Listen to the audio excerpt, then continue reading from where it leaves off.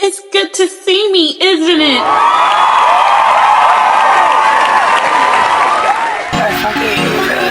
Ain't this what you came to see?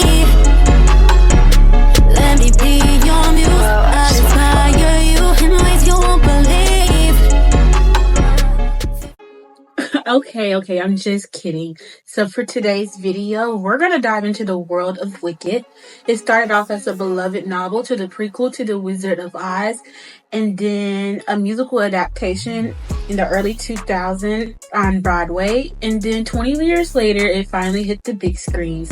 Guys, Wicked is such a captivating tale that takes us on a journey of friendship, love, and self-discovery. I've seen the movie 3 times now, and I have some opinions on it that you may or may not be thinking. So, either way, let's get into it. Okay, so I don't want to spend too much time giving you like the whole backstory of Wicked. There will be spoilers here and there, so this may not be the video for you if you haven't seen the movie yet. If you all want me to do like a deep analysis of Wicked and like the political themes that I picked up on, I can. But as of right now, my focuses are on Glinda and Elphaba and their character study. So first, let me start with Glinda, or should I say Glinda. Guys, Glinda is such a complex character that I actually grown to love. She's like your typical snobbish mean girl that fools everyone into thinking that she's really nice and good, but you know, we as viewers, we can see that she's clearly not, and it's a facade. In the Ozian world, though, she's considered what you call like a classical beauty. She can do no wrong in the eyes of others around her because of her charm. And if she does something mean straight up to your face, people literally give this girl an excuse and justify it. Like, they just do. They justify her behavior. Which is why some people find it hard to believe that she is the true villain of the story. It's just wrapped up in a pretty package. Anyway, Elphaba, on the other hand, she has a much harder time because of the color of her skin, which is green.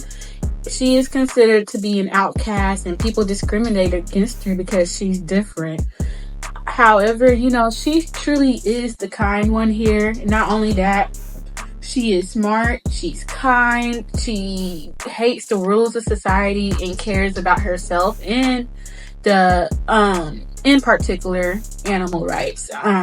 She just goes through so much adversities and she has to face a lot of things, but she still holds her ground and holds her head up, which I like. Anyways, in the Ozian universe, animals are equal to humans. They hold high positions such as doctors, lawyers, professors, etc. They are soon to be the target and blame of all the Ozian problems, though. And there is a dark force, or should I say someone, and I think we know who that someone is. They are slowly making them lose their ability to speak, and people start to treat them like second-class citizens. And of course, you know, Glinda doesn't care at all. Elphaba feels strongly on the matter, though, because she was raised by animals because her family rejected her. So she definitely wants to help them any way that she can. So now that everyone's kind of caught up on all the nitty gritty, I think one of Elphaba's flaws is that she is too forgiving. Like, when she and Glinda finally become friends, she did not need to invite her to go see the wizard at the Emerald City at all. And I'm just like, girl, why? Glinda wouldn't have done that for you. And you know, I'm gonna get back to Glinda later on the video. We're not done with her. But going back to Elphaba, I think she may be suffering from some kind of savior complex issue. Like, I get why she feels passionate about animal rights, but maybe she just wasn't the right spokesperson to speak on the cause, as she already has so many things going against her. You know, the literal definition of savior complex is a state of mind where a person feels responsible for helping others, even if it's not helpful or it puts themselves at risk. And she should not have felt responsible to be the leader of the movement because it backfired on her in the end. Also, spoiler alert, that lion club that we saw she and Fiero saved in class that day grew up to be the cowardly lion. And I think I saw somewhere where someone says that he ended up blaming her for his cowardness when he grew up. And I don't know how true that is, but in the original movie, The Wizard of Oz, he definitely didn't like her. And so now I'm like, wow, girl, you're defending a group that don't even like you and even blames you for their problems. Like, was it worth it? I don't know. I haven't seen Wicked musical all the way through, so I don't really know what to expect in part 2. But so far, it seems as Elphaba's efforts are not helping. And I do applaud her for standing up and believing in what she thinks is right. She is a true revolutionist, and we need more people like that. And I know a lot of people will go and say, oh, I'm definitely Elphaba. I'll do the same thing like Elphaba. But would you really? Because you're going against a huge system. You're gonna be a fugitive of the state, probably exiled at the only home or land that you ever know. So, would you take that path, or would you just be like Glinda and look the other way? That's the question of the day, right there, huh? Anyway, getting back to the review.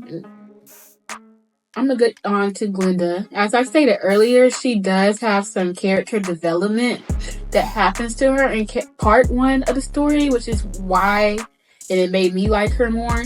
However, she started off as a very selfish, self-motivated person from the very beginning. Like, when she arrived at Shiz University, when she arrived at Shiz University and she saw Elphaba, she decided to put on a show for everyone and offer to help her with her problem, even though Elphaba didn't ask for it.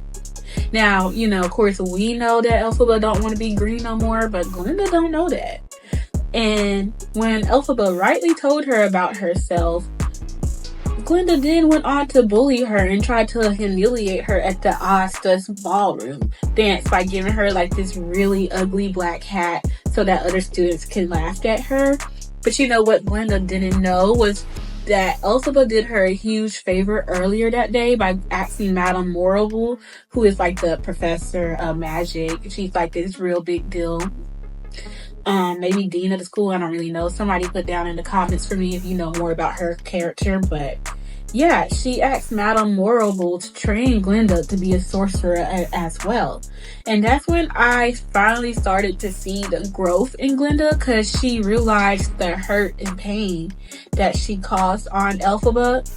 And I'm not gonna lie, that dance scene really did get to me, as did so many others in the theater. There was like a little tear going down. And I just really thought that she was trying to make up to her by joining in on that dance and to get the other students from making fun of Elphaba. Even though I'm glad that she took some kind of accountability, I just don't think she would have helped Elfie if she never did that favor for her. At most, she probably would have felt bad and pity from afar, or maybe she might try to come in and help save her in her like fake Galinda-fied way, but that's about it. Moving on, towards the end of the movie, I know some people said that she did a good thing by not going on that broom with Elphaba, because she can like pretend and work within the system to change the way how the animals at Oz are being treated. Because, people are more likely to be persuaded and listen to her because of her reputation. And I do see where they're coming from. However, I think Glinda didn't get on that broom was due to selfish reasons. Like, she really do not care about the animal issues. And she stated from the very beginning, her main mission to coming to Shiz was to be a powerful sorceress. And she was going to achieve that goal no matter what it meant to her friends. So, yeah. She even stated that what she valued most in the world is how she is viewed. And she wants overwhelmingly popularity. Her leaving with Elphaba was going to ruin her plans and her future that she had for herself. And you guys are still on the fence about whether Glinda is the villain of the story? Like, Let me just say, if she really did care about her friend, she could have at least walked away from the whole situation.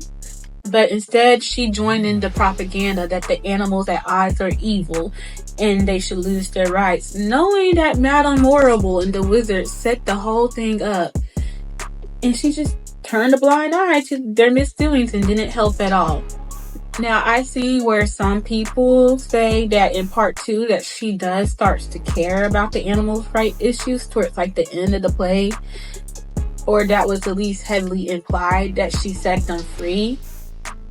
But again, I haven't seen the whole musical, so I would have to wait to see if she really did change. So far for part 1, every move that Glinda made was out of selfish reasons, which is why I'll have to put her as one of the villains.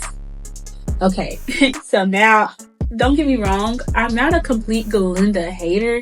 I really do love her style, and it was absolutely impeccable.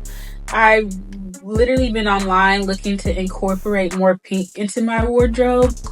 So, yeah.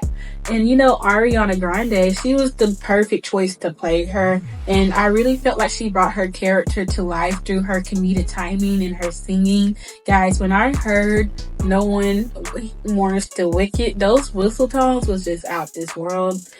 So, good choice. Good choice for Glinda. Now, let me move on to my girl, Cynthia Erivo. She is such a phenomenal actress, and her vocals are out this world, too. And, you know, God knows not to give me the gift of singing, because if I had a voice like hers, I would never shut up. I just never would. Sorry. But as far as the set goes, everything was beautiful, and I really, truly felt like I was immersing in the world of Oz. I think this movie deserves to get a lot of awards, and I cannot wait for part 2. But yeah, guys, I gotta go. And that's all I have for this review. I hope you guys enjoyed the video, and I can't wait to see you in the next one. Peace.